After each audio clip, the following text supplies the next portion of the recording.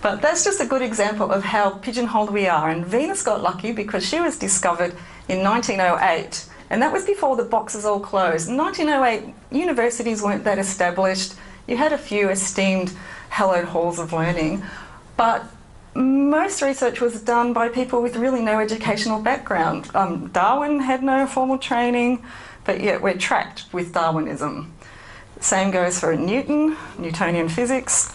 We're trapped again with all this stuff that was invented before education became a mass kind of pursuit. And universities really destroyed our free thinking, didn't they? We're not allowed to think outside our boxes anymore. So we're not going anywhere near Zecharia Sitchin, but I know a lot of people are probably thinking about him, and we've got all his theories about the 12th planet and where he thinks we came from. And I do believe that Zecharia is onto something there. What Zecharia did, which really sort of blew the field open, was he retranslated the Sumerian cuneiform writing, which prior to that had been sort of translated, I think, in 1850s around then. And the people translating it were translating it from a perspective of a person who lived in the mid-19th century, which is to say they didn't even have cars, they didn't have planes, they didn't have rocket ships. And what Zecharia Sitchin did was to reinterpret these writings based on the modern perspective. And that opened up a whole world of a planet outside the orbit of our solar system and people travelling to our planet. And I'm sure, do most people know the story there? Oh, I've got a yawner already. Okay. Okay, now we're just briefly going to go through the Star Child skull because it's quite relevant to the rest of the story. Who knows the Star Child skull? Yep, not many. That's good because that's not many people to also fall asleep. So the Star Child skull, I'll just give a basic recap. The skull was found in northern Mexico in the 1930s by a girl who was exploring there on holiday from the United States. She went into a mine tunnel and found a human skeleton laying on top of the ground. And next to the human skeleton, a little hand poked out of the dirt. So she dug through the dirt and found the Star Child skeleton. The girl was 14 years old at the time, and God knows what was going through her mind, because she dug the little skeleton out and then hid the bones further along in the tunnel, thinking she'd come back and get them later, I suppose, to take them home and make friends with them. I'm not sure what her plan was. But when she came back, a flash flood had gone through the mine and washed the bones away. All that she found, all that she could find, were the two skulls. The rest of the skeletons were disappeared, but she did describe the Star Child skeleton as being small and misshapen. What was meant by that, we don't know. The lady's passed away. But these are the two skulls, the Star Child skull on the left and the human skull on the right, and we can see they're quite different. I mean, I think that's fairly obvious. So she took both of the skulls back to the States, because apparently in those days you could take skulls anywhere you liked. These days they'd hold you up at the border and accuse you of murdering someone. But she took them back and pretty much put them in a box under the floorboards of her bedroom until she passed away, or got sick enough to pass the skulls on to friends, who passed them on to other friends, who passed them on to other friends, one of whom was a nurse who thought, hey, that's not a human skull, couldn't figure out what it was, and she passed it along to Lloyd Pye. Lloyd Pye unfortunately passed away relatively recently, but he had the skull for, I don't know, 10, 15 years or so, and he tried really hard to find out what it was. That's his book there, which I highly recommend, and you know, one day when we're vindicated, those books will be collector's items, so people should snap them up and put them under the floorboards of their bedrooms. Did anyone see Lloyd Pye, not the last time he was here, but the time before, in about 15 years ago? And he brought along a replica of that little skull, which apparently matched it completely perfectly in weight and size. And it was, when you looked at it, you could really see that it was not anything that you'd ever seen before. So what Pye did was he commissioned a lot of tests. Now this took a lot of time because he had to use his own money. He did a lot of fundraising, and he also had to wait to find scientists and doctors who were willing to have their names associated with this thing because, you know, it's a career breaker. So it took a long time, plus also back in the 1990s when he got the skull, DNA testing was in its infancy. At that time, the human genome hadn't been properly mapped, so there was nothing really to compare it to. He had to wait until the technology caught up with the reality. But in the meantime, he could take X-rays. So these are the X-rays. You can see the Star Child skull on the left, how strange its little eye sockets are and the size of its head. He lent the skull to a doctor who held onto it for a year, and this doctor tested it along with 11 specialists. As we can see, the paediatricians, because they're still working on the theory that it's a child, dentists, ophthalmologists, radiologists, you name it.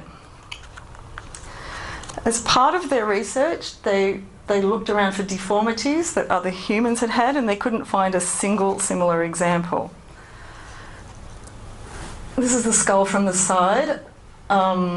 You can see that the rear of the skull is quite flat. The human on the left is also a bit flat. That happens a lot if you ever... There's another yawner. Not that I'm picking anyone, but stop yawning.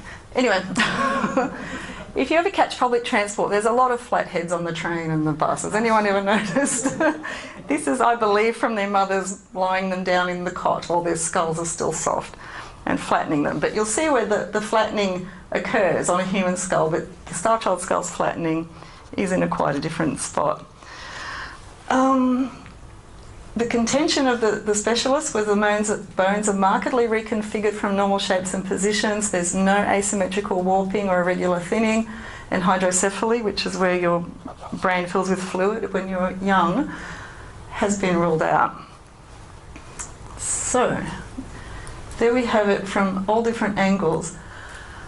Now, the suture lines were open at the time of death, indicating the human equivalent age of a 5 or 6-year-old. And human suture lines close around between the ages of 18 and 22. And that's the only reason they're saying this is a child, really. No, there's one other reason, but because of this, they're assuming that this skull has a human growth pattern and that its suture lines would close at the same age as we would. Now, there's a human skull on the left and the Star Child skull on the right. There's a huge difference in the thickness of the bone and the weight of it. It's less than half as thick. It's also ridiculously strong. It has a honeycomb-like structure with fibres in it that have not been seen anywhere. It was so strong they had to use a diamond blade to cut through it, which a human skull doesn't need. You could poke through that with an ice pick, as you know. Not that I'm encouraging that. Another thing the skull had was this bizarre residue inside the cancellous holes of the skull. It's not marrow, which that was my first thought as well, but marrow apparently turns black when it's exposed to the air. And this stuff has been sitting in there for 800 years, which is what they're saying the Star Child skull's age is when it died. And they've tested it and they just don't know what it is. But this was found when they cut the bone open. So goodness knows what that is. So here are some of the odd things found about the skull. The eye sockets were symmetrical and less than 50% normal depth. And to put that in perspective, our eye sockets are 2 inches deep and the Star Child's eye sockets are only 0.7 of an inch deep. They're lower in the face than is normal. The optical foramen, which the lower arrow is pointing to, is an inch lower in the socket than in a human, and there are no attachment points for the muscles around the eyeball. So the eye needed a different mechanism for movement. So, this is all that was left of the upper jaw or the maxilla. And the roof of the mouth was flat and lacking the arch found in humans, which could indicate a small tongue or no tongue at all. Tooth wear indicates the molars, tooth wear on the molars, which were the teeth that were out, were worn down to approximate an age of a human of 40 years of age. But there were undescended teeth still in the skull, which is what children have, and sharks, as we know. So because of these undescended teeth, they want to say that the age of the Star Child skull was 4.5 years. Now they're using suture lines and undescended teeth to say it's a 4.5-year-old, but it's chewed enough in its life to approximate that of a 40-year-old man, probably chewing rocks, I don't know. So the mystery increases. So again, assuming this is a child's skull, the brain was 30% larger than a human's, an adult human's, at 1,600 cubic centimetres, and ours is only 1,200. And they're saying that the larger brain was possible because of the shallow eye sockets and the complete lack of frontal sinuses, which clearly he did not get hay fever. That's a really handy thing. The neck hole, as you can see, was much lower and smaller than the human neck. So here's the mystery sort of spread out there for you to sort of really think about this. So based on the size of the skull, and they're assuming again that it's equivalent to a human, that it would have been the average height of a 12-year-old human. So now they're saying it's around 12 years old, but it's got the undescended teeth of a 4-year-old, the descended teeth of a 40-year-old, the unsealed bone structures of a 5-year-old, a brain larger than a human adult, and again the body size of a 12-year-old. Is anyone confused by this? No. And the problem is because we are trying to attach human norms to this thing that is clearly not human. Finally, in 2012, they were able to extract some DNA, and the man that extracted the DNA had done some work with other prehistoric remains. So he was good at getting DNA out of old humans. And they found the FOXP2 gene differed from the equivalent human gene in 56 positions on the DNA strand. Now, the FOXP2 gene differs from, it is the same in humans and apes. So us and monkeys, the FOXP2 gene is the same. And that's the gene that's responsible for speech and cognitive function. So that's brain power, isn't it? So we've got the brain power of an ape genetically, but the star child has brain power, you know, beyond our control. And just looking at this, I really have a bugbear with archaeology and anthropology. The Denisovan bones, which is a type of human being, do you know how many Denisovan bones they've got, which come out of one cave in Germany? They've got 2 teeth and 1 finger bone. And they have reconstructed a whole creature out of that. This is the ridiculousness of anthropology. Sorry, drives me mad. So they also found some mitochondrial DNA, which is the DNA that is passed down from the mother. And the assumption has always been that the 2 skeletons found in the cave, the human skeleton was the mother of this star child skull. That's been the assumption. But it was found finally that no, they have no connection whatsoever.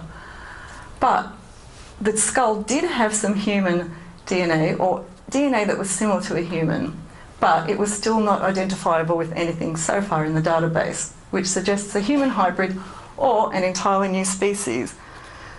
So what do we think this is? It's been easy for science to ignore the star child skull because it's the only one out there. It's an anomaly. They cannot prove what it is or what it isn't. Well, no one wants to accept what it is and what it isn't. I think we do have plenty of proof that it's not human. We've got nothing to compare it to in the DNA database. But because it's on its own, it's pretty much ignored. And because the research has been done by people in the UFO field, again, it's been ignored. Now, we're moving along here. So this is a mined pyramid from Chichen Itza. And I took that photo. So last year I was really lucky and I went to Mexico and travelled around the Mayan territories. This is a map of the Mayan territories. They're in green, and the Mayans were pretty much extended all across the Yucatan area. The Aztecs are in orange. They were a completely different race of people that appeared much later than the Mayans. And they were not connected at all, but they did have contact and commerce. And the Mayans were probably extended much further down into South America. And when I say they were everywhere, they were everywhere. They had huge cities, they had little cities, they had roads connecting the cities. And I don't want to hear any rubbish about them not inventing the wheel, because they did. They just didn't have beasts of burden to pull anything. And they were too civilised to make people do it. And there you go, that's my bugbear for the day. So this is the town of Akanche, and as we can see, there are just pyramids everywhere. They've built shops around these things, and you'd be driving along and you'd look down a street and there would be a ruin. So the whole place is an archaeological site, and you can't even dig in the ground apparently in some places without digging things up. So one of the places I went to is Monte Alban, which is in the valley of Oaxaca, and history, science, archaeology tells us it was inhabited for a period of 1500 years, but I believe it was inhabited for a much longer period, and it says it was inhabited by different cultures. Again, I'm not sure about the reality of that. So the city was built on an artificially flattened mountaintop that was oriented on a north-south axis. The site was active for 13 centuries. Again, I'm not sure of the dates, but the marvel of the place is that the hilltop was completely flattened. It was a very small little site, but the engineering works that went on there were massive in scale. There were water collection sites, they had cisterns, they had aqueducts, amazing things. And this site is particularly unusual because the building style had a lot of rounded corners, so this is not really seen anywhere else. And before I move on, a lot of the Mayan sites, or all of them really, even though they're made of stone and rock, they were covered with a really thick layer of stucco and painted in different colours, so it would have looked quite magnificent when it was at its height. So this is Building J, which sits in the middle, and it's unusually shaped for a building. It's got a lot of angles that people consider, and when I say people, I'm not talking about those wacky UFO people, I'm talking about the archaeologists at the site. They think that these corners all pointed to different stars that were rising or setting at different times of the year. So, I don't know. Really, the reality is that when people are looking at buildings and saying what happened there, it's just all made up. I mean, let's be honest, we don't ever know what happened anywhere. And I really don't believe that humans spent all their time worshipping gods. I really think they had other things to do. There goes some more coke. Okay, at the Monte Alban Site Museum, guess what I found? Another Star Child skull. It's not explained what it is. It does have a lower jaw, and it looks very similar to the Star Child, as you can see. It has the same, I'll just get the mousey thing. Where's the mouse gone?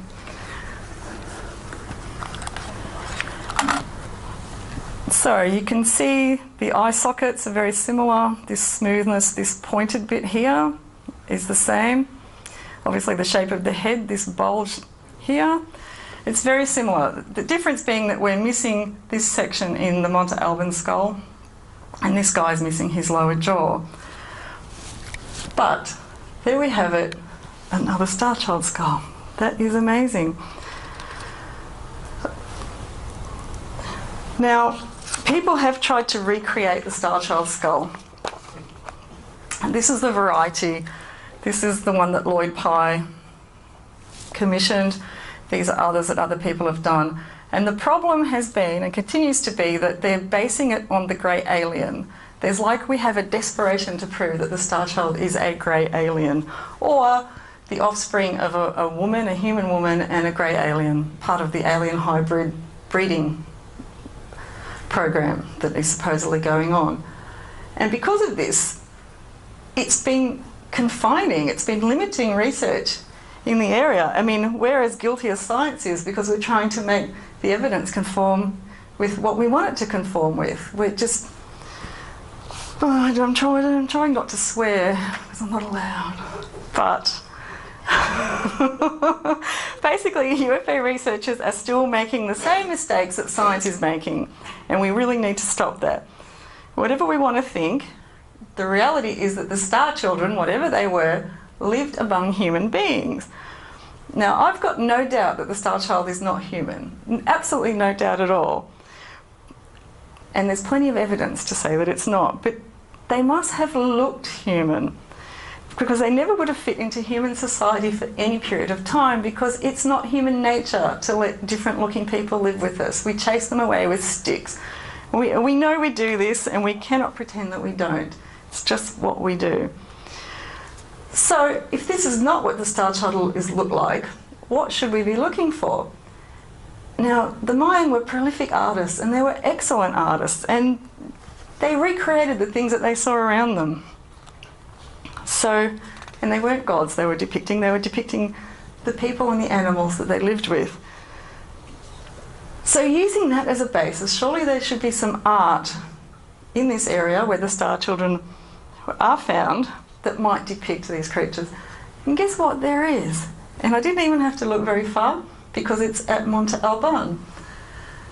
Now, I know this is going to hurt a lot of people to think that this could be the star children, but it suits all the parameters. We've got these wide heads, these small little faces, and short bodies. Now, before you, everyone's looking very serious, but I'm deadly serious here. So let's have a look. You can see that the eye, the size of the head, is exactly the same. The eyebrows are the same. We've got this little nose, this little mouth, this odd little tongue. Remember that the specialist said that the roof of the mouth was flat and that would create a small tongue. And we also have these odd little teeth. Now maybe their physical nature meant that when they laughed, their tongue hung out of their mouth. I don't know. But these are not human beings. And here we have another one. Again, the same little teeth, the same tongue. If we can see the head, how wide it is, how it's widening up under the hat. I just really think that, I know I'm trying not to laugh, but seriously, also note the hands of these little beings. They've got very long fingers and very short palms. 5 fingers. If we had a star child skeleton, would we find this? Would we find short little palms and very long fingers? Probably. And I suspect there are other skeletons out there. They're probably sitting in boxes somewhere. So here we have these 2 little beings again, and the star child skulls and the recreations. To give you an idea, and I do think that these beings, whatever they were, would have needed to look human to fit in with us. So, where was I up to? I've got distracted. Here they are again. Also, sorry everyone, but you know, there's this little thing here. So, they obviously reproduced in a similar manner to us, and maybe this is why they could interbreed with us. And doesn't it look, they've got the hand-raising greeting, we come in peace. They're holding microphones, just like this. It looks like they're ready. They're at a game show. Come on down. But if you're sending emissaries to another planet, this is a good thing. They're happy, they're friendly, they're waving. I don't know what this contraption is in their hands, but they've both got one. This is a perfect ruse for an alien, to get little people that look like humans, dress them up in the local attire, and send them in. Send them in. So, this is just a random photo, but as we can see, there is another star child skull under this lovely display of turquoise, which is what I was really taking the photo of. But we have 2 star children at Monte Alban. So there were at least 2 of these beings living in that little area on top of that mountain, and probably many more. And maybe those skulls are in the museum storehouse somewhere, and maybe there's plenty more and they've just been put in boxes because nobody knows what they are. But Lloyd Pye's star child skull is definitely not the only one. Now at Monte Alban, there was a couple of other skulls. This is supposedly a human skull, but as you can see, it looks quite different. And these lovely pictures.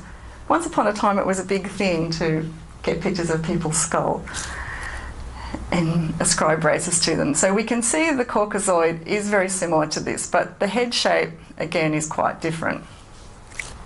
Now, the interesting thing about this skull is it's been trepanned a number of times.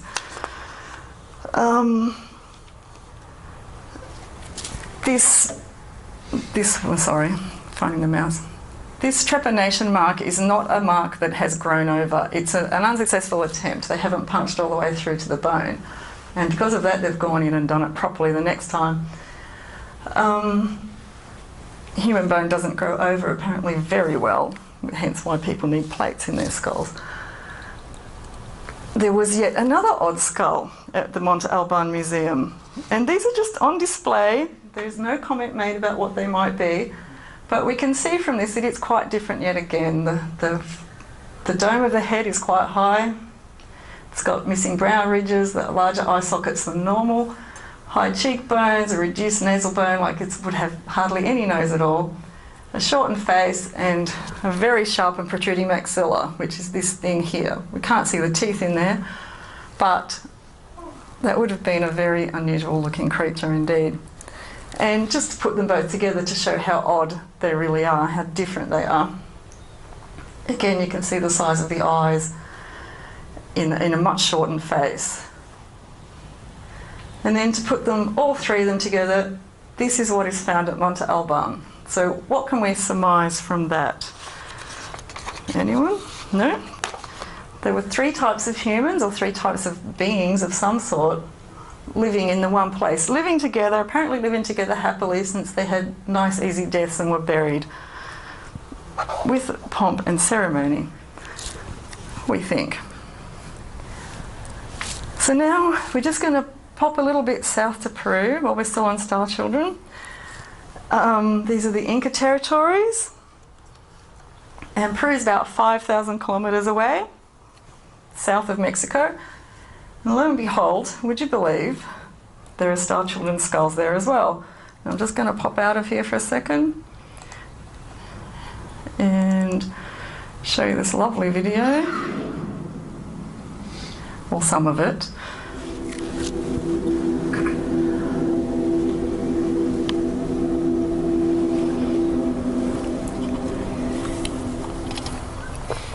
The Peruvian Star Child, or should I say, Star Children. These two interesting skulls are located in Peru.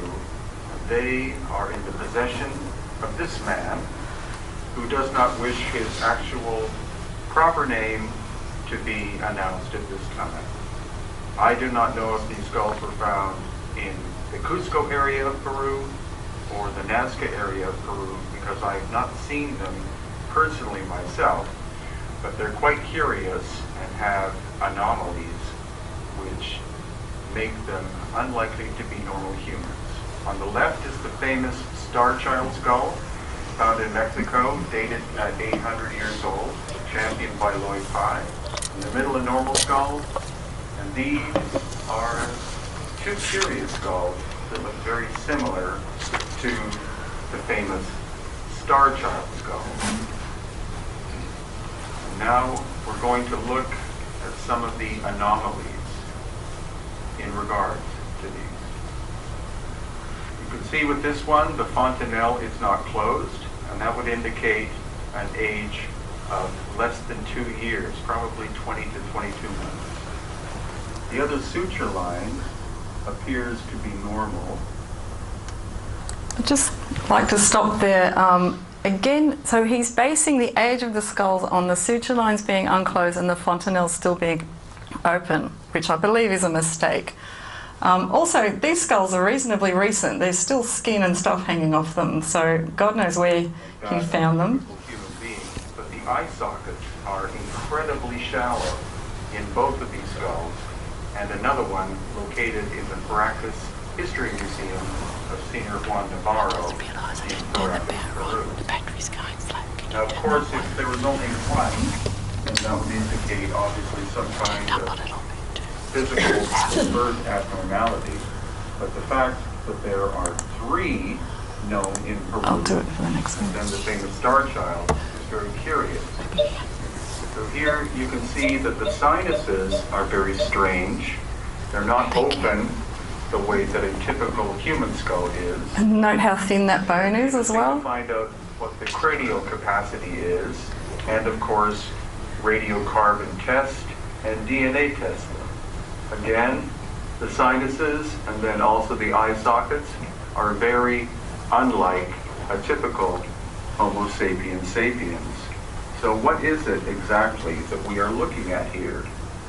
As well, the mandibles or lower jaws are missing, unfortunately in all 3, and the famous Star Child skull. So it would be difficult to do proper facial reconstruction. However, we will get our brilliant three-dimensional artist, Marcia K. Moore, to attempt to do a mock-up of them. More to come on these curious artifacts. Please use that email to contact the person who has them. If anybody wants to contact the person that has them. So, there are more Star Child skulls out there, clearly. Here are the Peruvian, what's all that? Oh, that's good, isn't it? Okay, most of you, or some of you hopefully, are aware of the Paracas graveyard? Yes? No? Okay. That was discovered in 1928, and they found the mummies of about 300 very tall people with elongated skulls.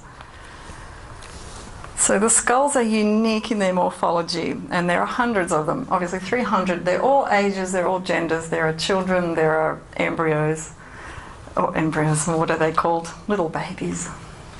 Not embryos any longer, but, you know, just popped out. And these have been dated to 1000 BC. Now that's not so long ago, but yet where are all these people now with the long heads? They just up tools and left, apparently. Now Brian Forster, whose voice you just heard in that recent video, I'm not sure, but I think he may live in Peru somewhere. He's been doing a lot of research on these skulls, and he's a bit like Lloyd Pye, championing DNA analysis and probably paying with it with his own dosh. And he's got some DNA results. Now, this is more interesting. It had mitochondrial DNA with mutations unknown in any human, primate or animal known so far. We are dealing with a new human-like creature very distant from Homo sapiens, Neanderthals and Denisovans.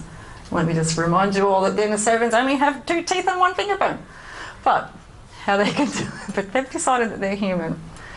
So, and that is a quote from the scientists that did the DNA testing. And the other quote is, if the Paracas individuals were so biologically different, they would not have been able to interbreed with humans. So these individuals must have been very different indeed. Now I'm jumping around a bit, but there is a point. Now this is Lake Titicaca in Bolivia, and that's the Gateway of the Sun before they reconstructed it. Now the god Viracocha, who is also known as Kontiki, he's the creator deity in Incan, but possibly the people before them, because there were people before the Incans. And he apparently rose out of Lake Titicaca, which we can see there.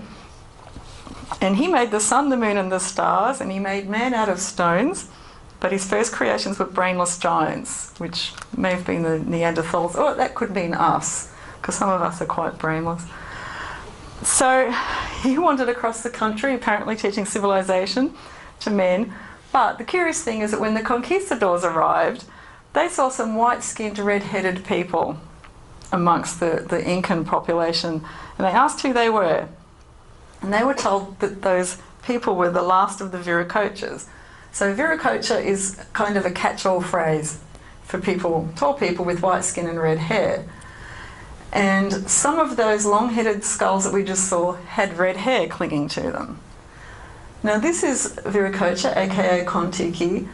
He's often depicted as a bearded man, which is odd in a place where people can't grow beards, but generally he's depicted as wearing a mask, and this is him in his masked form, holding thunderbolts with tears out of his eyes. And a quote ascribed to him is, "If ever my subjects were to see me, they would run away." So what was so terrible about Viracocha that he had to keep his face hidden, like forever?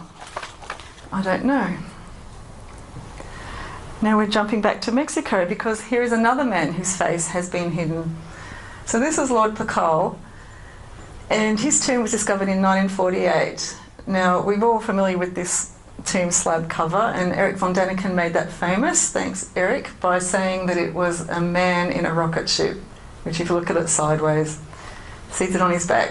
There are lots of theories about what this is. I'm not sure that Eric's is correct, and Eric is my hero, but he may be wrong on that score.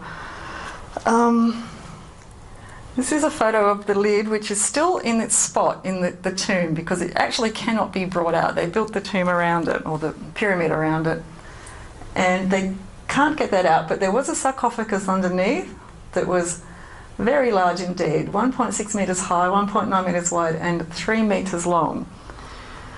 So that's not meant to be holding the average Mayan, who is around 5 feet tall. And the Mayan legend said that Lord Pakal was a god and a giant monster. What can we take from that? In the pyramid next to Lord Pakal's is the Red Queen's tomb. Now you can't go in to see Pakal's tomb, but you can go in to see the Red Queen's tomb. And that's my awesome photography there with the cage in the way so that I don't get in there. But it is quite dangerous. I was holding my breath because the Red Queen is called the Red Queen because she was covered with cinnabar.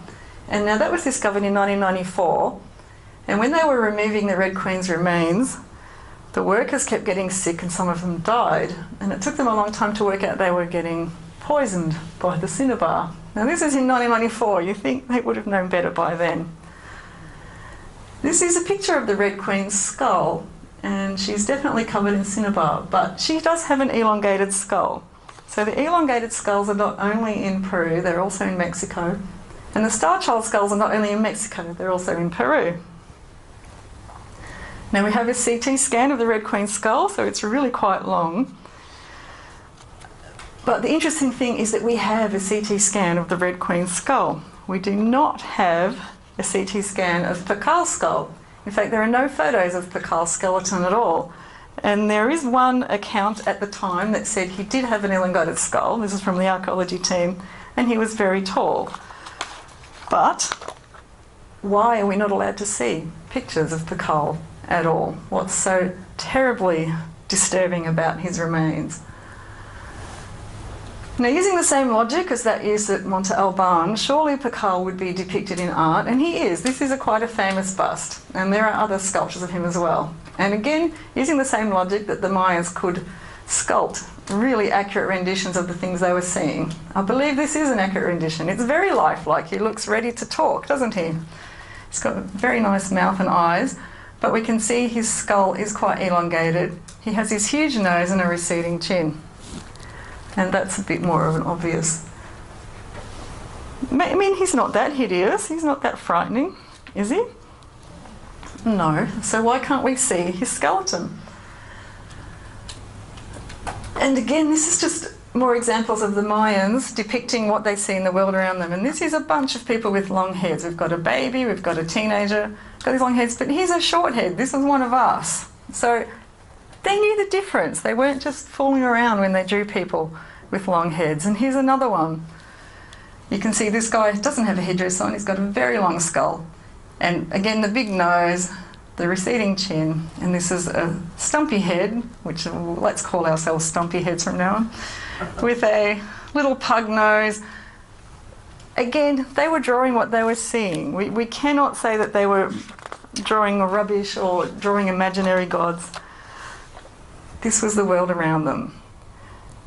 And this is an elongated skull that I took a photo of in the Campeche Museum, which is about 1,000 kilometres from Monte Alban.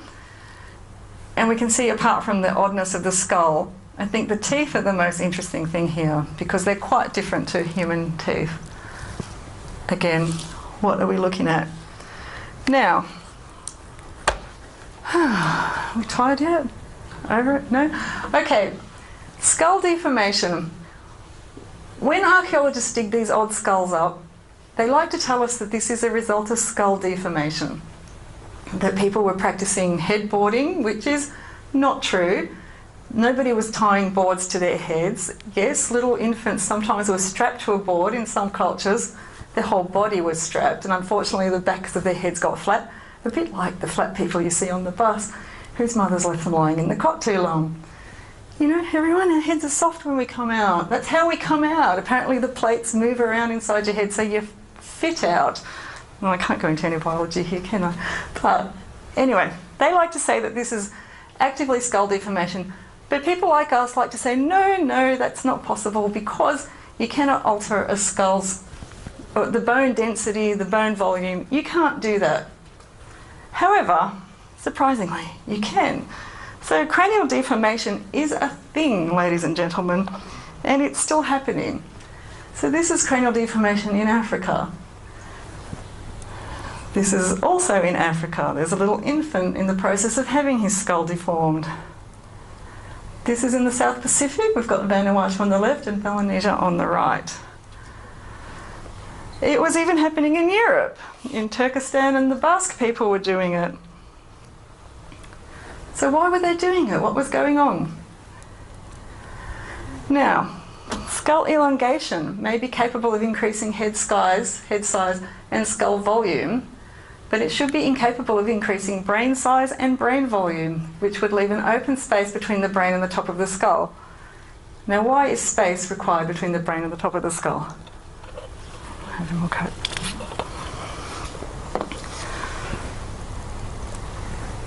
Okay, we've got these elongated skulls in Egypt, which I'm sure most people know. Again, was it skull deformation or were they born that way?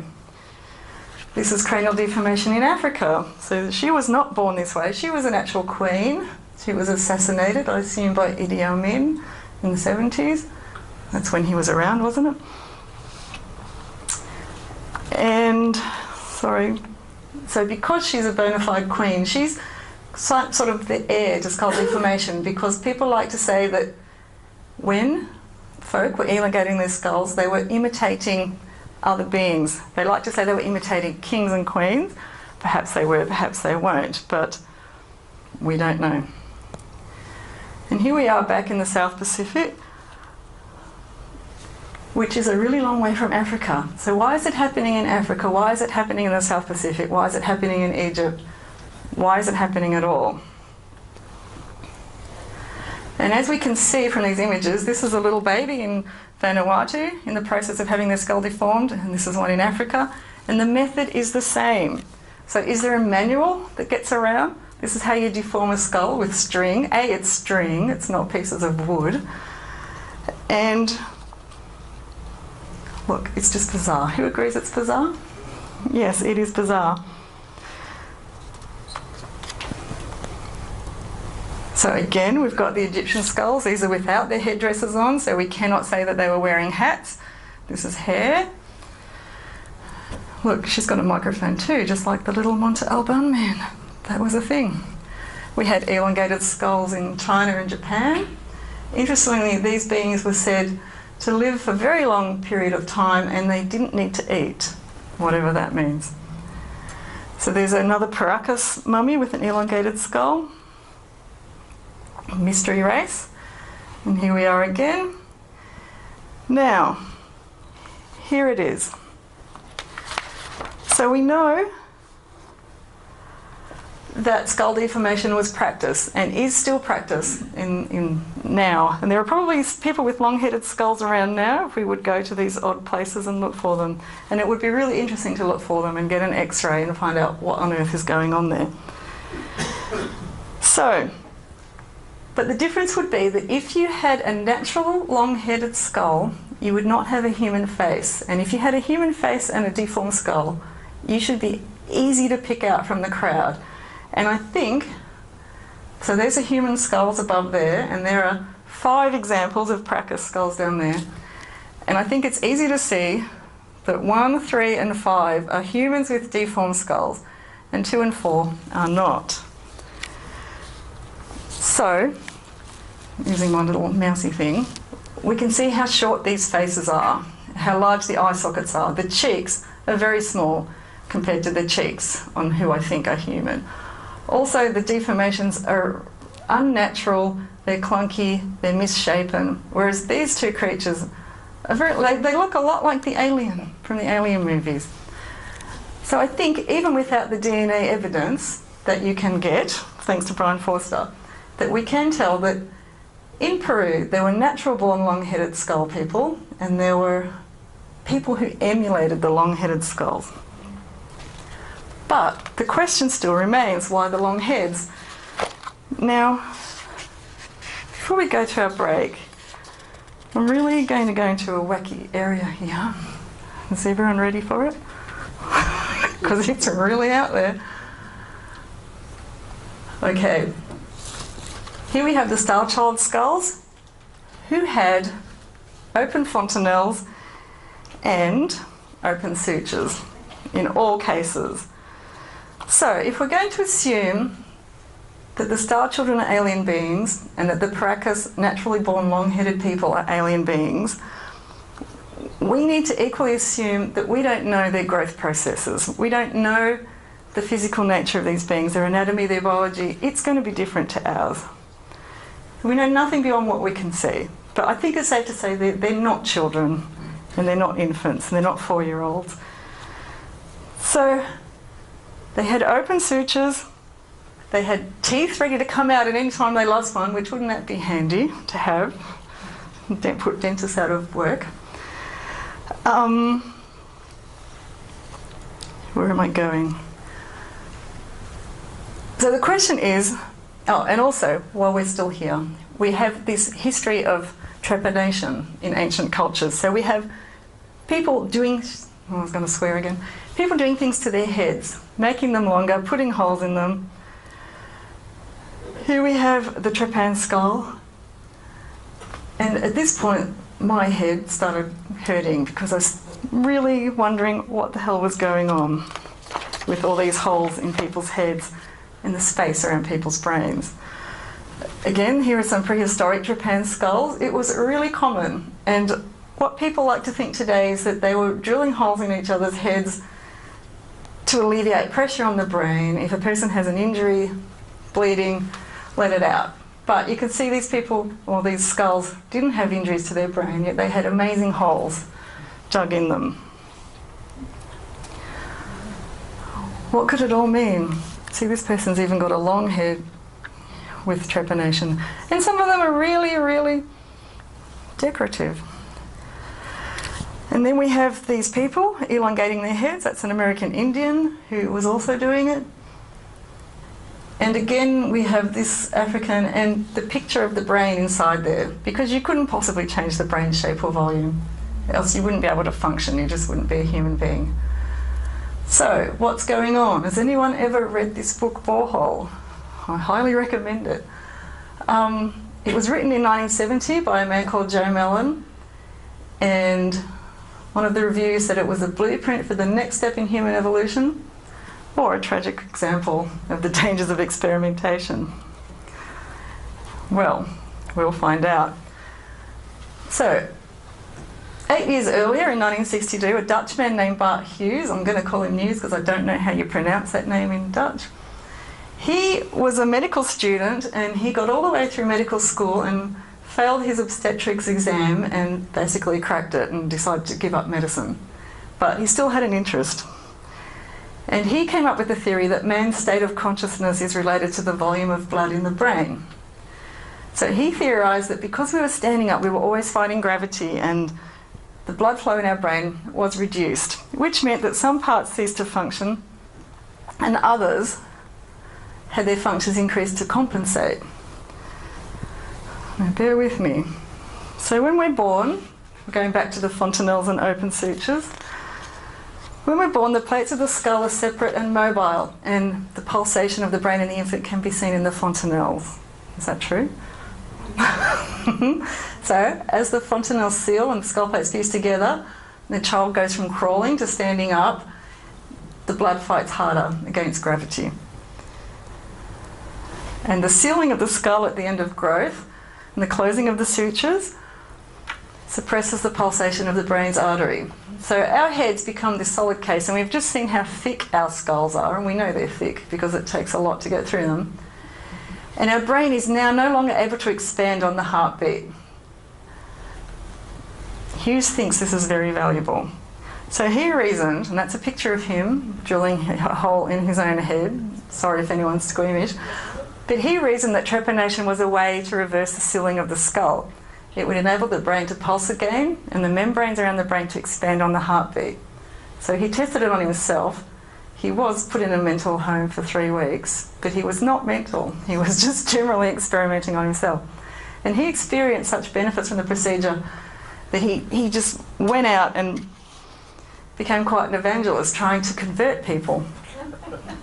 I know, but then Mellon, who wrote Borehole, they met, and Mellon was intrigued, and he decided to trepan himself. Now, the reason they have to trepan themselves is because they could find no one else to do it. The doctors wouldn't do it, and their friends wouldn't do it in case they were sent to jail. So they had to do it on themselves. Now, poor J. Mellon, I nearly fainted reading this book the first time. But he had 3 attempts at this, doing it himself. The first time he fainted halfway through and didn't succeed. The second time, he just didn't get all the way through. But he was using a hand drill. The third time he got an electric drill. And it took such a long time to get through that the cord burnt out, so he went downstairs to a Chinese man and got the man to fix the cord, like bleeding from his face, went back upstairs, finished the job. And his quote is, "This time I was not in any doubt. The drill head went at least an inch deep through the hole." I know, it's squeamish. A great gush of blood followed my withdrawal of the drill. In the mirror I could see the blood in the hole rising and falling with the pulsation of the brain. Over the next 3 or 4 hours I got gradually higher. The feeling I had was of increasing lightness, literally as if a weight was being lifted from my mind. In the days that followed I realised that it was a permanent change in my consciousness that had taken place. So what he says is the expanded consciousness, it just changed his whole world. The expanded consciousness brings a realisation that love and health are greater than money or power. Does that sound familiar? It transcends the ego. It lifts one above the petty level of blind faith and intolerance to a place where one sees all that we have in common, irrespective of language. And both Mellon and Hughes said that language got in the way of their communication, and they thought that if more people had holes in their heads, communication would change. It would become quite different to how it is now. And it restored the brain metabolism to the youthful level it was at before the skull was skilled. They were experiencing huge changes in their creative levels.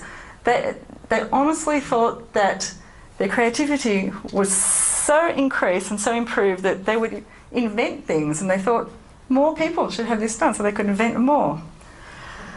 And, you know, bring our technology ahead. So more specifically, allowing the brain to pulsate brings all these benefits: expanded consciousness, intensified awareness of sensory perceptions, magnification of detail. One thing they said was that they were more aware of time. It was like time slowed down.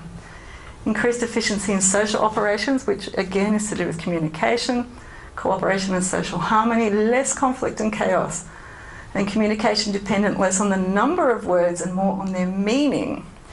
And the restoration of creativity and a comprehension of the bigger picture.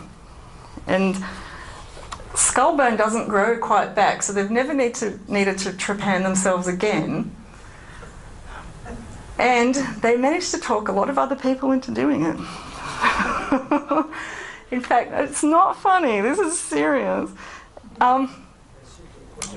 Mellon's girlfriend at the time, she trepanned herself. She went on into politics in London, and she started a research organisation, whose name I forget, and that's still going today, and that's researching the brain, and they've discovered that trepanation is helping with dementia and Alzheimer's because of this increased circulation. So we need to really take this seriously. So why are we rabbiting on about that? Because we're the star children, just of a higher level of consciousness than us, because they didn't have sutures that close. And there are some individuals whose sutures, like humans, whose sutures don't close till they're about 50, and some who never close. And apparently Mellon did meet a man who had a metopic skull, which is a sutures that never close, and he had the same level of enlightenment that Mellon did. So maybe all these gurus that we meet are people whose sutures have never closed, or their fontanelles never quite sealed. Maybe they have access to a high level of consciousness. So do the unclosed sutures and fontanelles on the star child skulls mean they had a higher order of thinking as a result of a pulsating brain? Do beings with large or elongated heads possess naturally what trepanning provides artificially? And is the practice of artificial skull elongation and trepanation a way to produce beings with pulsating brains who are able to think clearer, dream better and function on a superior level? Maybe this was about bringing us to a level where we could communicate with our ET visitors who were visiting us. And my epitaph is the path to enlightenment as simple as a hole in the head. And that brings us to our break this evening, and we shall continue on shortly afterwards.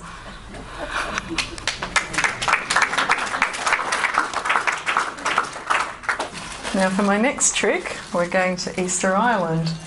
Okay, Easter Island is officially the loneliest place on Earth. And to put it in perspective, the nearest solid land that a person on Easter Island can see is the moon.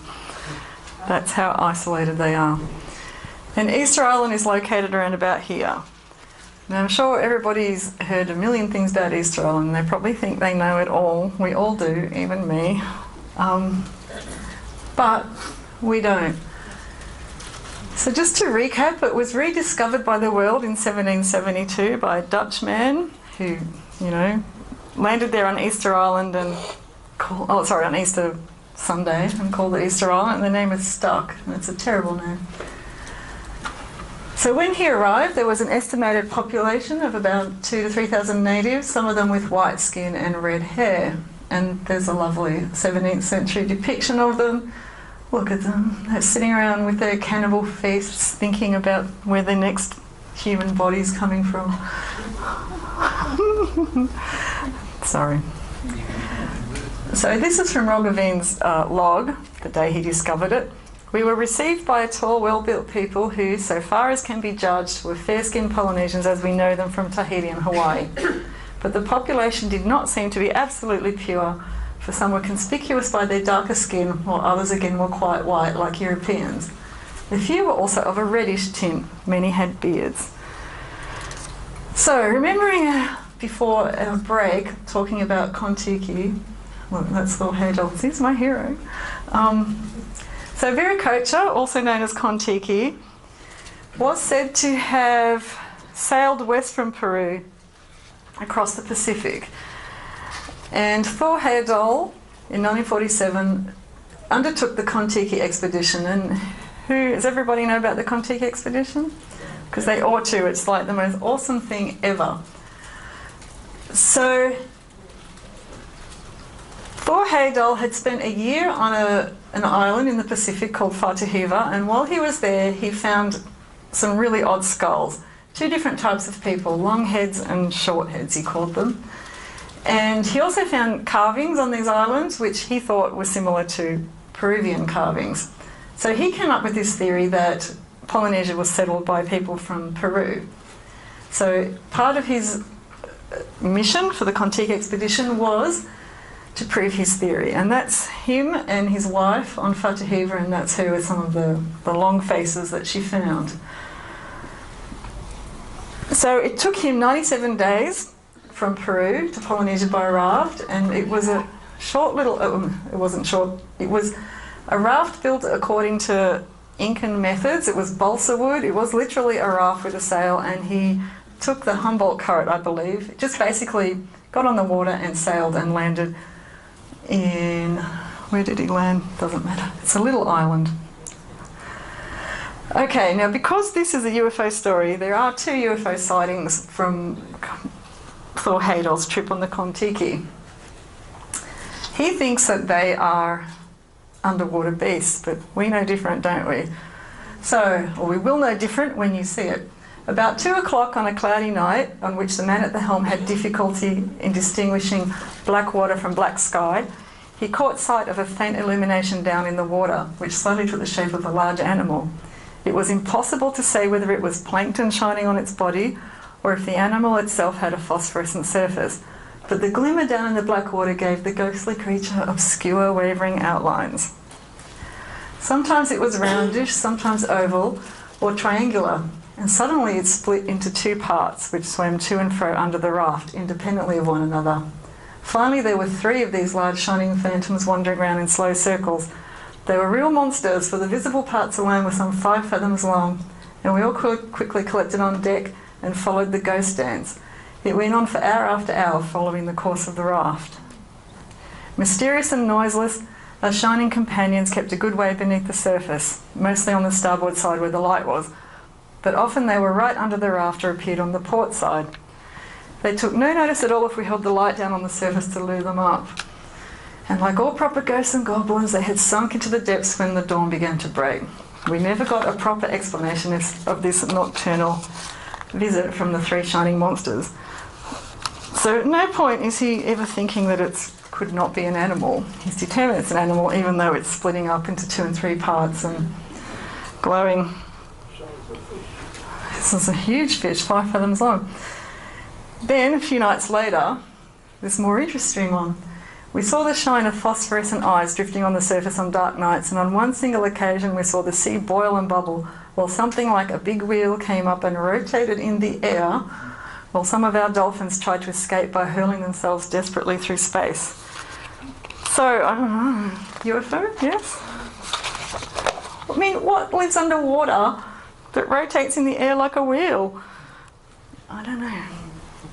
But he can't ever admit that these were odd things. He still believes, or wants to at least seem to believe, that these were sea creatures. So here is the accepted route of migration to Polynesia from Micronesia and Melanesia in this direction, and here's Easter Island here. But Thor Heyerdahl says that they came in this way.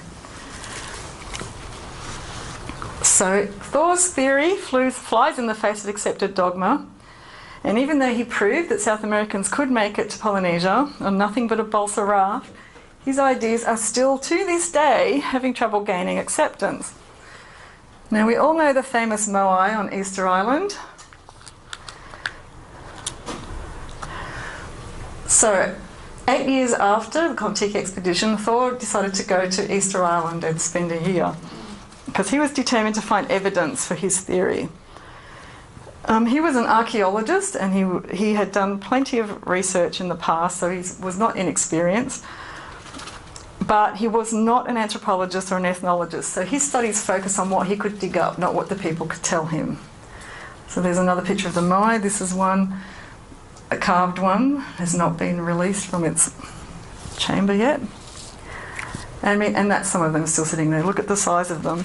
And one of the biggest mysteries of Easter Island is that these half-carved moai were abandoned. It was just like, tools down, let's go. And nobody knows what happened or where they went. So, one of the things Thor did do was dig down beneath one of the moai, and he found that they had bodies going down into the ground. Who knew that? Yeah, a few people. So, this was unexpected and unsuspected. And when he went down, what he said was, this was in 1955, so don't believe National Geographic when they tell you they recently found out. We have photographic proof. When we began to dig, the impression was no less astonishing. The heads were large enough already. But when we dug our way down along the throat, the chest appeared, and under the chest, the stomach and arms continued, and the whole huge body right down to the hips, where long, thin fingers with enormous curved nails met under a protruding belly. Look at the scale of that thing, the size of it, and it was once standing above the ground.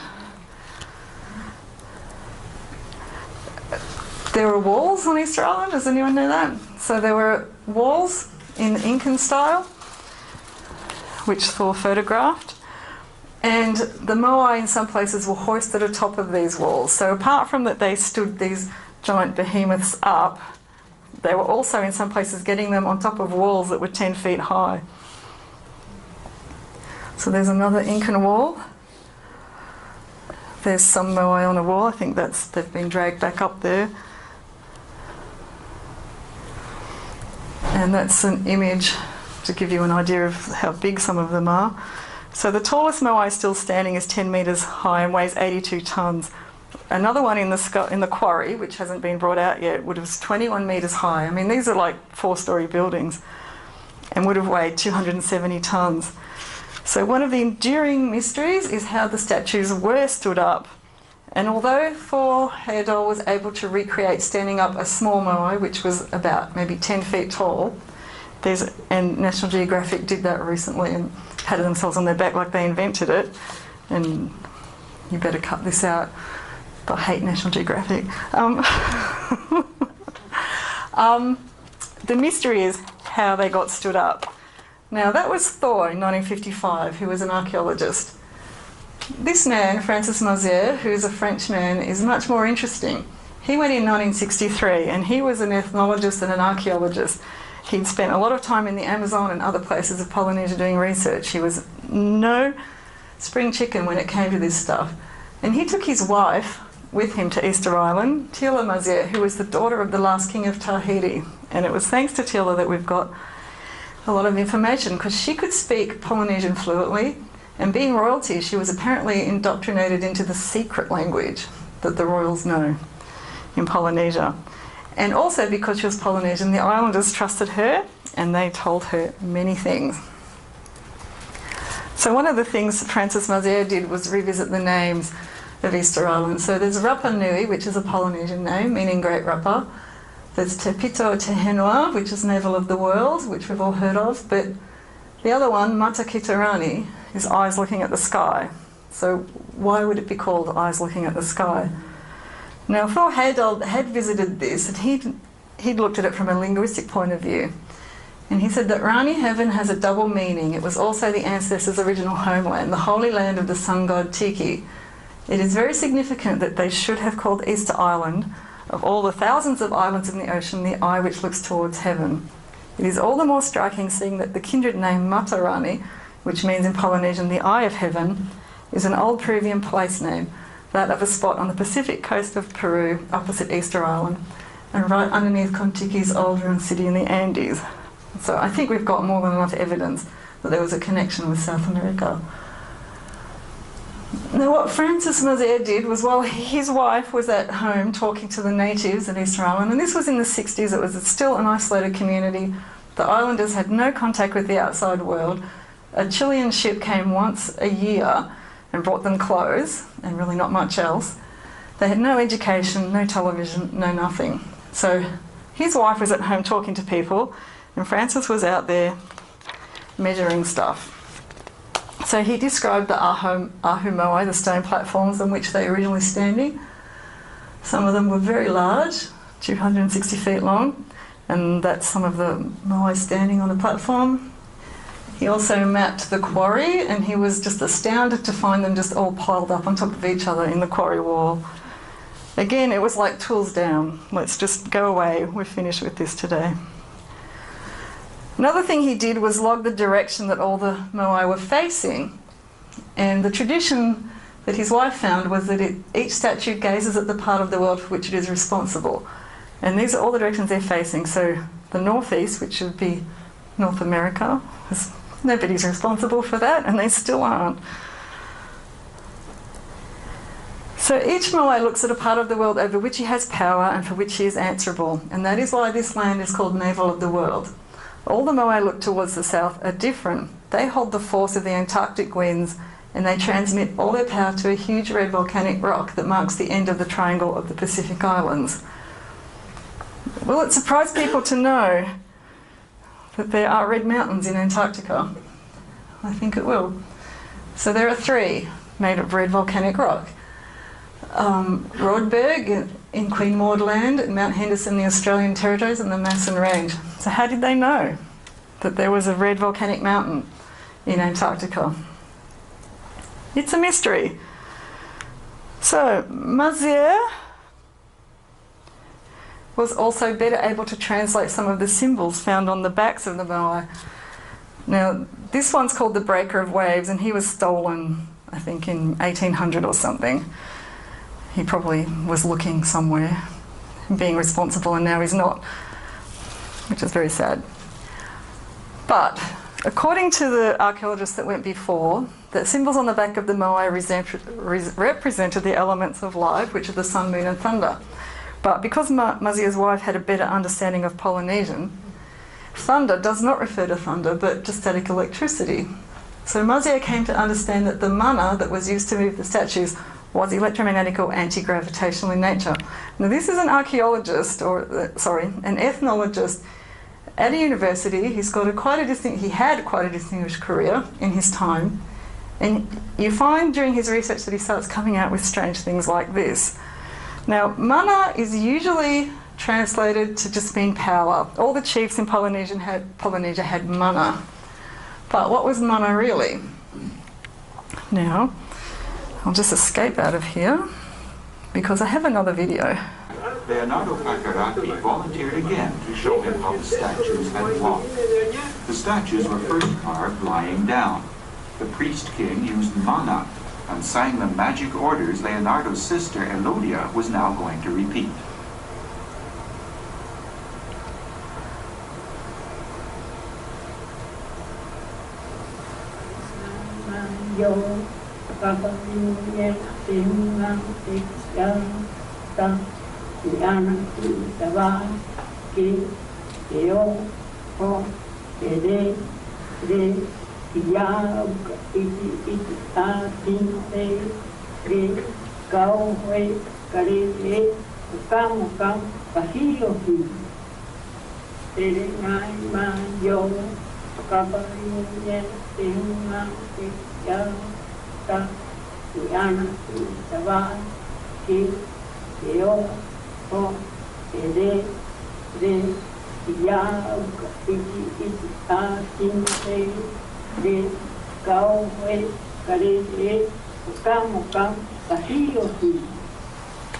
Okay.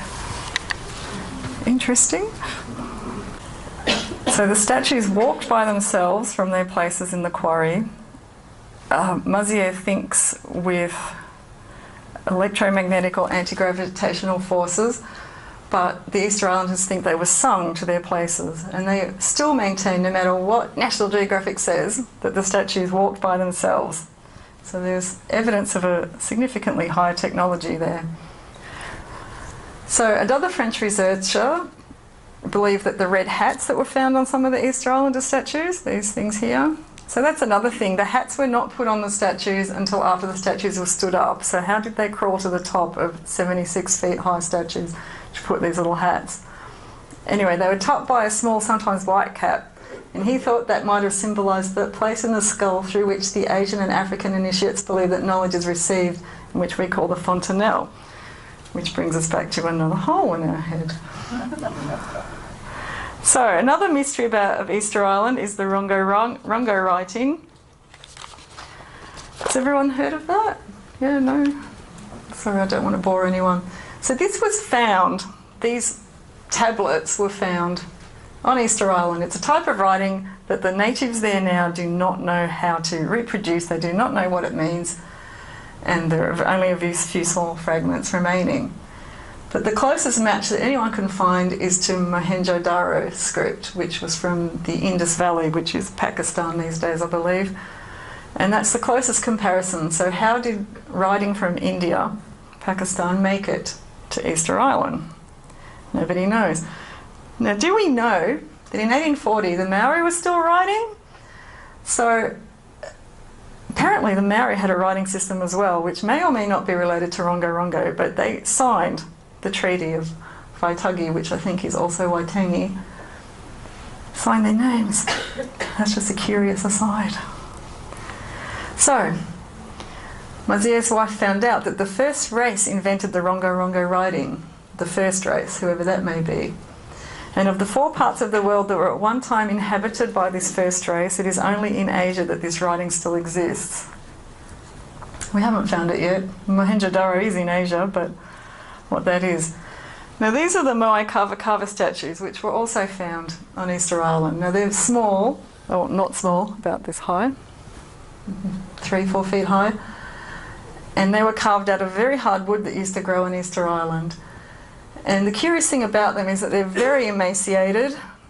Most of them have goiters, some of them have wens, which was just a fancy middle century name for a boil. So next time you get a boil on your bottom, you can say, my wen pains me.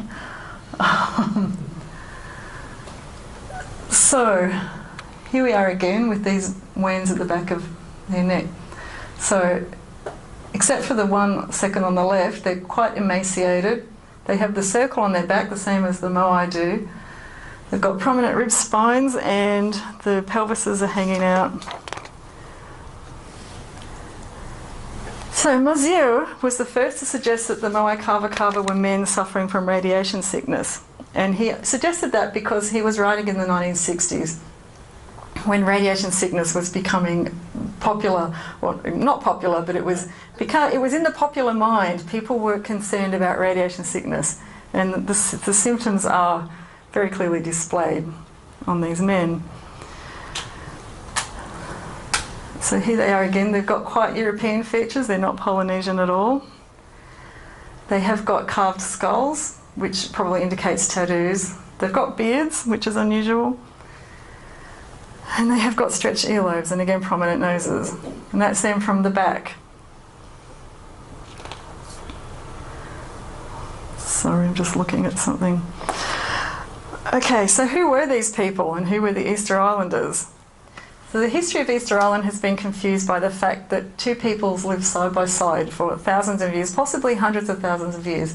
The Hanau Momoko, the strong men, and the Hanau Epe, the weakened men. And a lot of researchers, so when Thor Heyerdahl went, he said the Hanau Epe was translated as the long ears, and people tend to still think that today, but apparently it was mistranslated, and Hanau Epe means the weakened men, whatever that means. And the Easter Islanders said that the island was ruled by the Hanau Epe, and it was they who built the platforms. But the Hanau Epe were not the first people on Easter Island. The first people to live on the island were the survivors of the world's first race. They were yellow, very big, with long arms, great stout chests, huge ears, although the lobes were not stretched. They had pure yellow hair, and their bodies were hairless and shining. And this race once existed on two other Polynesian islands. So the history is still confused what was going on there. But what's not confusing is that there were already people on Easter Island when the Polynesians arrived, and the Polynesians didn't arrive until like 1200 AD, I think, not very long ago. So very big men, but not giants, lived on the island before the coming of Hotumatua. The first race came from the east, and what Mazeo says is, as I mentioned, you can see when you're reading his research that his thoughts are changing and he's far less attached to science. And he says, traces are apparent of a people who will call into question all the temporal and ethical notions that science has tried to force on us. So he was kind of rebelling in a way. And we have no doubt that they possessed a superior knowledge of an entirely different world. So, did these Moai Kava depict the Hanau Epe, the weakened men? And about this wen on the back of the neck, I'm going to tell you a really peculiar story now, and it's a true story. But I was having my hair cut a couple of years ago, and my hairdresser started telling me a story. And here's the story. He cuts the hair of some airline stewards and stewardesses. And apparently they'd all come to his salon one day and they were telling him that aliens caught their flights fairly regularly. And I looked at him and said, well, how do they know they're aliens? Apparently, when they're sitting in their seats and when the stewards and the stewardesses are going along checking seatbelts are fastened, people are usually sitting there with their head bent. And they've seen these big lumps on the back of people's, at the base of their skull. And I don't know why the stewards and stewardesses believe they're aliens, but that is their mark for an alien. So I suggest getting on the train, apart from looking for flatheads, looking for lumps on the back of their heads. I mean, I thought he was telling me because I had a lump on the back. I was going, I got a lump on the back of my head. Why are you telling me this stupid story? But he was dead set serious, and it was, is it real? I don't know. So Easter Islanders performed skull carving after they were dead, I hope. And we can see from these that there are, again, two different types of humans living on this island. We don't know who or what they are. I mean, this one looks quite primitive, doesn't it? It's very, very not human. And here's some more. These were discovered and photographed in the 1900s. And we can see one's got an elongation and one's got a trepanation. I don't know, the mystery of the holes in the heads. Okay, so where did they come from? How long ago did they travel there? And how many different types of beings have lived on Easter Island, considering it's the most isolated place in the world? And I'm going to take you back to Mohenjo-Daro. Remember the Mohenjo-Daro script that is just like Easter Island writing? So here's Mohenjo-Daro. it was probably around at the same time as the Sumerians were around, if you've read Zecharia Sitchin. And archaeologists say it appeared fully formed, with no indication of cultural social development, and just suddenly disappeared after 1,000 years. And apparently, no, I'm not going to say that because someone might put this on YouTube and I'll get into trouble. So when archaeologists first arrived at their site, they found bricks fused and melted, balls of melted and glassified slag, and corpses laying unburied in the streets. Mohenjo-daro, by the way, means mound of the dead, so it was just full of dead people. Researcher David Davenport reported in the 70s that the remains corresponded exactly to Nagasaki. There was an epicenter 50 yards wide where everything was crystallised, fused and melted, and 60 yards from the centre the bricks appeared to be melted on one side. People died suddenly in the streets where their bodies remained unburied, undisturbed and untouched by scavengers. I mean, that's unusual, that nobody went in and tried to steal the clothing or what have you, and no animals went in and disturbed the bones. They just laid there and were buried by the dust of centuries, quite literally. Well, this is a big adventure, isn't it? I thought you were on Easter Island, but oh my God, now you're in India. Okay, the Mahabharata was written about 5,000 years ago, and I'd like to tell you I've read 10,000 pages of that thing in my life, and there's still more to go. It's an awesome story if anyone can be bothered reading it, but it is really long. It does tell the story of the Pandava family and their encounters with gods and colonies of celestials living in what seem to be orbital space stations and equipped with flying cars and powerful weapons. And the famous Bhagavad Gita is from the Mahabharata, and it's a lot better in context than out of it. So this section from the Mahabharata applies to Mohenjo-daro, scholars believe. So Gurkha, flying a swift and powerful vimana, which is a flying craft, hurled a single projectile charged with the power of the universe. An incandescent column of smoke and flame as bright as 10,000 suns rose with all its splendour. It was an unknown weapon, an iron thunderbolt, a gigantic messenger of death, which reduced to ashes the entire race of the Vrishnis and the Andakas. And remember, this was written 5,000 years ago. The corpse was so burned as to be unrecognisable. Hair and nails fell out, pottery broke without apparent cause, and all the birds turned white. After a few hours, all foodstuffs were infected. To escape from this fire, the soldiers threw themselves in streams to wash themselves in their equipment. And this is all very familiar, what we know about atomic nuclear bombs. What happens to you? Dense arrows of flame issued forth upon creation. A thick gloom quickly settled upon the Pandava hosts. All points of the compass were lost in darkness. Fierce winds began to blow, clouds roared upward, showering dust and gravel, thus exactly describing what would be happening. And the very elements seemed disturbed. The sun seemed to waver in the heavens. The earth shook, scorched by the terrible violent heat of this weapon. Elephants burst into flame and ran to and fro in a frenzy, and other animals crumpled to the ground and died. So all these people lying dead in the street because they'd been nuked to death and nobody wanted to go in and try and bury them or retrieve any of them. So, were the original Easter Islanders the irradiated survivors of Mohenjo-daro? Was it like a leper colony? Did they send all these people there, whoever survived, in order that they didn't irradiate everybody else? I don't know, that's a question. Here's another clue. We've got the writing, we've got the irradiated survivors. This is Thor again. When he was digging more stuff out, alien gods, he found this statue that had never been seen before on the island. So, and he called them alien gods, unknown even to the natives emerged from the bosom of the earth. So this style of statue is not like the Moai. Strangely, the statue on the left was found in Mohenjo-daro. It looks very similar, doesn't it? It's got the same type of face. He's sitting on his heels. Kneeling. Really strange. But it also reminded me of something else. Who's gone up and seen the Gympie ape up at Gympie? Gympie ape is so old and so weathered it's hard to tell what the hell it was. But you can see he's sitting on his knees. There's his hand. Coincidence or not? Gympie ape is not Aboriginal. No one knows what it is. And this has got nothing to do with anything. So there's these little two-headed statues at Mohenjo-Daro, but I just had to put it in here because it's fascinating. What on earth is this thing? Would you be surprised to learn they've got them in Mexico? I don't know. Two-headed beings, what are they? These are in the Mexico Museum. I took a photo of them because I thought, what the hell? What the hell? Does anyone know? Anyway, back to Easter Island. Okay, how long ago did people settle on Easter Island? We don't need to do carbon dating, which is not reliable anyway. All we need to do is look up Google and say, how long does it take dirt to form?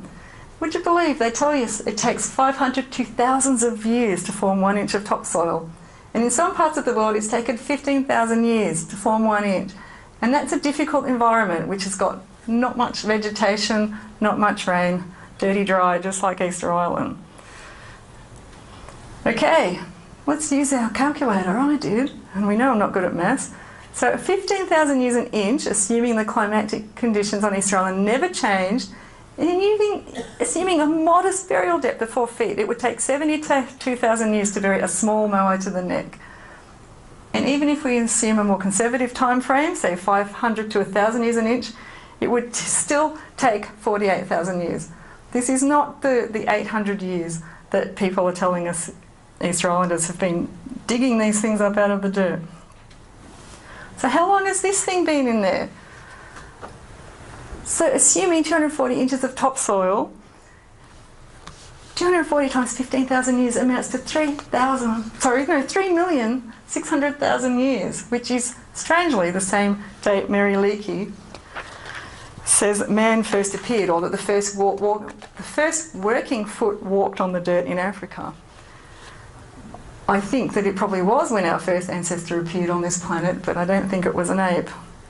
So even being conservative, I mean, look at this hard-packed dirt. This is not lovely Amazon topsoil.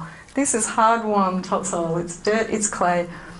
It would take forever to build. So, I know we've gone a bit, we haven't really gone off topic, but this is supposed to be about ancient aliens. And we're going to get back there. So, back to the Mycenae. During their year there, they started to get uneasy about what they were hearing. Mycenae uses the word disturbed quite a lot. And as I've said, his thought process started changing and he started seeing odd things in the landscape around him. And one of the things was the sudden appearance of an immense furrow through an obsidian quarry. The sudden appearance of this obsidian laying in a huge sharply defined trail makes one think of the coming to a halt of a spacecraft. Why is a well-respected academic researcher thinking about spacecraft? The furrow extended for half a mile with the width of 20 yards completely haunted us, for it seemed completely out of the normal order of things. It had the appearance of a place where something had landed with great force. Then he says, it is permissible to wonder whether Easter Island may not have been affected by disastrous irradiation.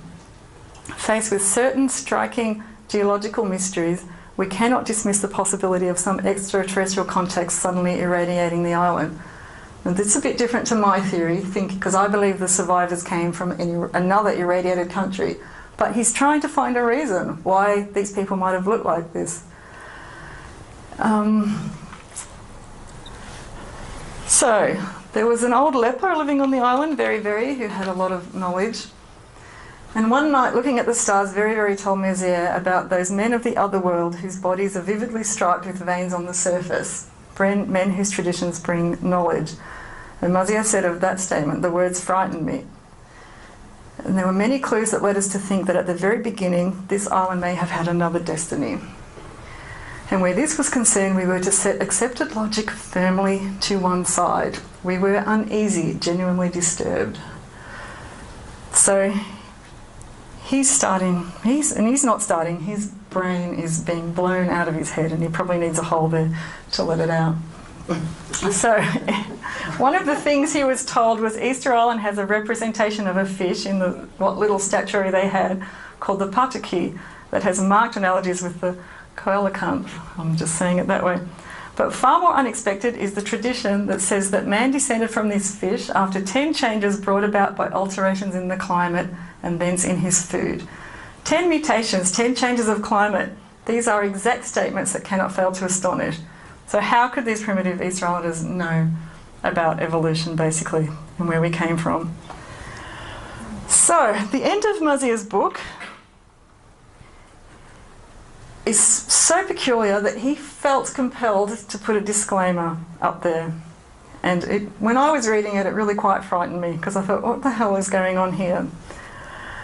And his disclaimer was, I know only too well that this document will earn us violent abuse from certain mandarins of science, prudent scepticism from others, the startled perturbation of some readers, and perhaps the admiring wonder of others. This document, which is not ours, should be read over again. For my part, I cannot offer any opinion, nor do I wish to do so. So he's presenting this information, but he's trying to give himself an out so that he doesn't lose his job. Now, these are the disturbing facts, and be prepared to be disturbed. The inhabitants of Jupiter have settled the concordance of the planets. Now, this came from an Easter Islander in 1963. He probably didn't even know what Jupiter really was. The first planet that men will come to know is Venus. Our bodies cannot withstand more than 2 months on the planets. What is this man talking about? And where did he get this information? Not many stars are inhabited. Among us, there are people we cannot see, and we all know that. 2 planets, Jupiter and Mars, have no natural electricity. They're like the Earth. So we're getting back to electricity.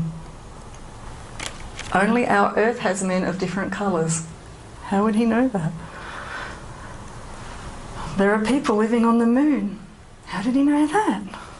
Because we know they're there.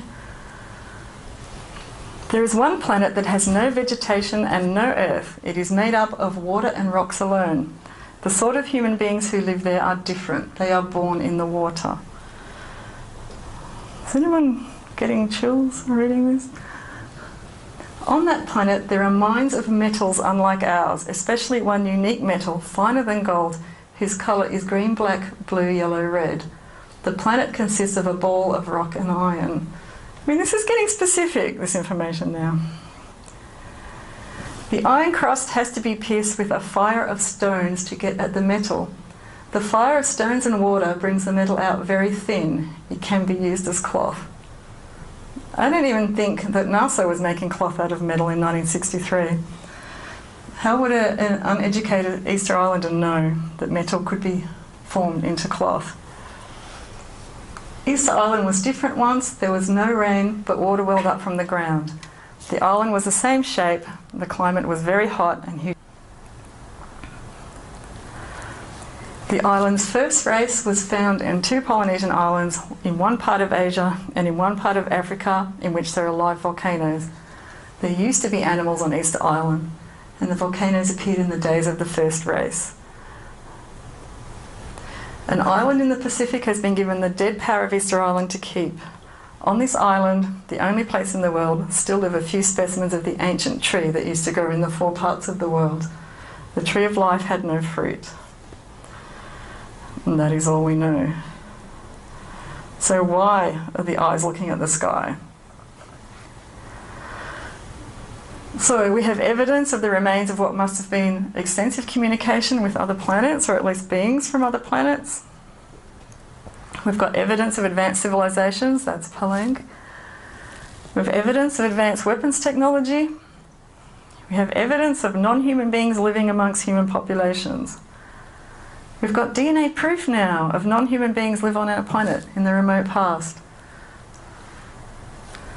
Back to the long heads and the holes in the heads. Are we emulating what we've lost or what we want to be? And what happened? What happened to us? It's like we got reset to 0. Let's start again. End of story. So that's it. Any questions?